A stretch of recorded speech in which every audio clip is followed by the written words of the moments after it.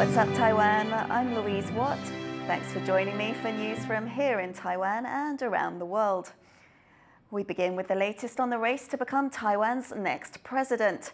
The three candidates battling it out for the top job have appeared together on TV to outline their policies. As Sally Jensen reports, much of the focus was on China. The first policy forum of three is over for Taiwan's presidential candidates, and there were few surprises. Standing for the ruling Democratic Progressive Party, or DPP, was current Vice President Lai Ching-te, who has a small lead in the polls. He faced off against Hou You-yi of the main opposition Kuomintang, or KMT, and the Taiwan People's Party, or TPP, candidate Ko Wen-je, Taipei's former mayor. They each got to lay out their policies, and the hottest topic was China, which claims Taiwan as part of its territory. Broadcast live on public television, the forum kicked off with the KMT's Hou pressing Lai to clarify his stance on Taiwan independence, while holding up an image of Lai as a young pro-independence activist. 是不是要来骗选票，还是要来暗藏你的台独？所以看到这个情形，想到讲民进党这几年的做法，互大家有够袂放心的啦。 Hou spoke largely in Taiwanese, unusual for a KMT candidate whose party's traditional support base is older, China-friendly Mandarin speakers. Lai responded by saying that by running for president, as far as China is concerned, all three candidates are pro-independence, making them enemies in Beijing's eyes. 中国要并吞台湾是他们的国家政策，争取世界霸权。 不是哪一个政党或哪一个人有什么主张所引起，也不是你们全盘接受中国的主张就有办法阻止。 The TPP's Kerr tried to rise above the fray, only briefly stating he supports the status quo in terms of cross-strait relations. He was more interested in talking about judicial reform, housing and urban planning, issues he considers most important to his base, Taiwan's younger voters. They are often characterized as tired of the two-party system and political bickering about China-Taiwan relations. Kerr told them to rally the support of their elders. 每天5分钟，每个礼拜至少5天。如果住在一起，就跟这些长辈，面对面讲话；如果没有住在一起，也可以打个电话给他。The three also talked corruption, energy, and land ownership. Other domestic issues key to winning over undecided voters. With two more televised policy forums before elections in January, the candidates hope to push their agendas enough to stand apart from each other and win the public vote. Devin Tsai and Sally Jensen for TaiwanPlus. It's not just Taiwan's president that will change in January. Voters will also pick the country's legislators, both directly and according to their party.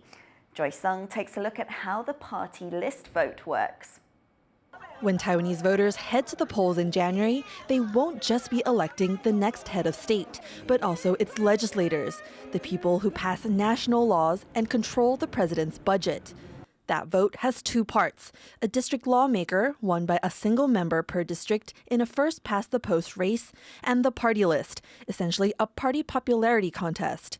Votes won here will directly translate into a ratio of legislative seats. The party list is really important because it allows the political parties to nominate the unusual candidates. Some people want to make sure that their needs at home, their local needs, are addressed, right?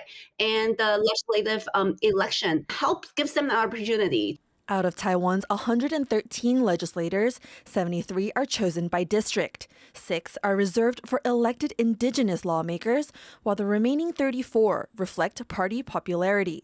The more votes they secure, the more seats they can fill from their own pre-submitted rosters. The three biggest parties have seasoned politicians and lawmakers on their lists.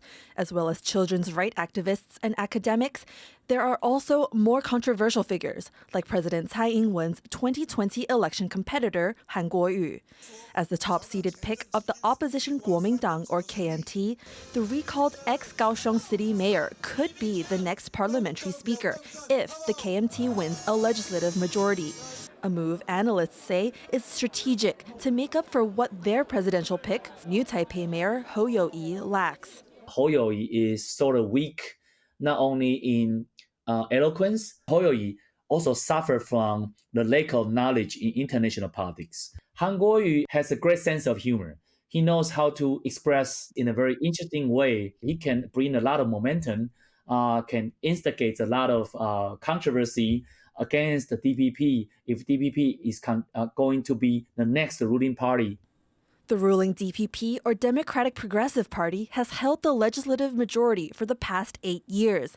The KMT's stake has been sizable with 37 seats, while the TPP, or Taiwan People's Party, occupies 5 spots, with the rest scattered across smaller parties. The legislature is the main arena to debate issues that will affect daily life here. And with Taiwan's top office often dominated by geopolitics, these lawmakers will be the ones most likely to hear and act on the domestic needs of the people, making the legislative elections just as critical as the presidential one. Justin Wu and Joyce Sun in Taipei for TaiwanPlus. North Korean dictator Kim Jong-un is threatening to launch a nuclear attack if provoked. North Korea says Kim issued the warning while meeting the country's missile force. It follows a ballistic missile test by Pyongyang on Monday. The US and its allies condemned the launch and have been strengthening their approach to North Korea in recent months. Taiwan has culled 12,000 geese after it confirmed its first case of bird flu this winter. Tests show a goose that died in the southern county of Chiayi had the virus. All geese on the farm were culled to prevent the disease from spreading to humans and other animals. Officials say they don't expect it to hurt supplies of goose meat and eggs. Surgeons in Taiwan have completed a rare double lung transplant. It comes as the country faces a shortage of organ donations.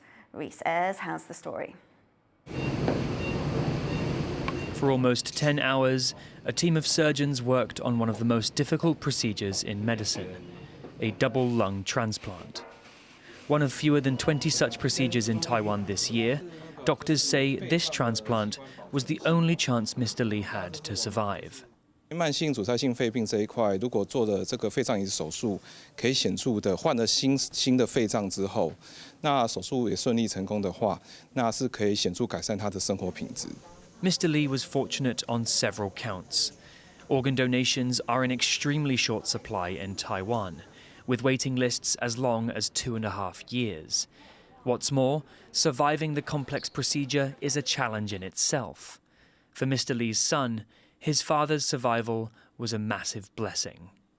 感谢你们这2个半月以来对我父亲病情的照顾，只有体会过的人才知道你们付出了多少的心血。 In addition to a lack of organ donations, very few surgeons can perform such a difficult operation.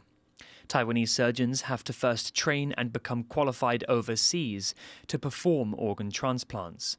But improvements in medical techniques are helping increase patient survival rates.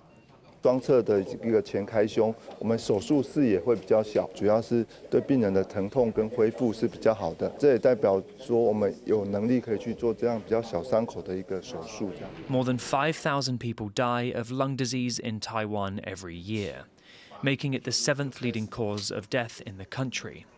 And experts say that smoking accounts for over 70% of lung disease cases globally. Until Taiwan can source more organ donors and qualified surgeons, transplant success stories like Mr. Lee's will remain few and far between.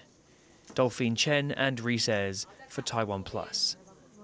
Researchers at a university in Taiwan are hoping to advance the country's broadband technology with the help of 2 new satellites. Tiffany Wong reports. 3, 2, 1, ignition. This rocket is carrying 2 satellites, which are fueling a new generation of space engineers in Taiwan. Known as Pearl 1H and Pearl 1C, the broadband communication satellites were launched last month by Taiwanese tech giant Foxconn. Now the company is collaborating with space and science researchers at National Central University to test their Beyond 5G capabilities, a technology that could make digital communications even faster. 这个画面就是它一直在扫描这附近的那个波段，然后可以看到就是这个一个一个白白的比较强的讯号，是我们地面站发送给卫星的讯号。The process requires constant oversight by researchers, as the satellite can shift its position in space, but can only be adjusted twice a day. It may take another month before the satellites stabilize, but researchers are already looking forward to future developments in the field that can be made using them. 后年的话，我们有规划另外2颗，我们叫做珍珠号的 1A、1B。那我除了进行地面通联以外，那我们会再进一步的来执行所谓的卫星间的通讯。那这个部分我们所需要的操控技巧就更高了。As digital communication technology develops, these researchers hope their institute can cultivate more space engineers, pushing Taiwanese talent to the forefront of innovation in the new space race. Howard Zhang and Tiffany Wong for TaiwanPlus. The Taichung city government has received $8 million in compensation for a deadly metro accident. 1 person was killed and 15 injured in May when a train crashed into a construction crane that fell onto the tracks. The compensation from the firm that was using the crane is meant to cover damage to the metro system. Penalties for the passenger's death are still being discussed. Taiwan's Traffic Safety Board is expected to report on the accident next year. Residents in one of Taiwan's most rapidly shrinking towns are trying to revive the area. Tiffany Wong has the story.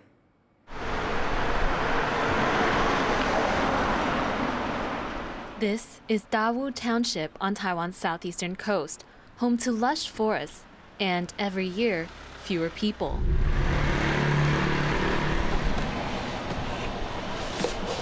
But Pan Meiyuan has gone against the tide, choosing to return to Dau after years as a broadcaster in Taipei.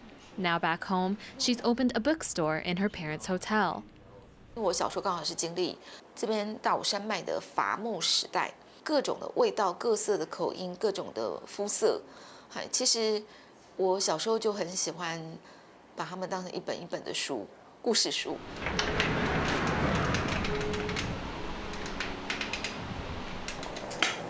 And to keep the town's stories alive, Pan is using her broadcast experience to keep residents connected, including the area's indigenous Taiwan.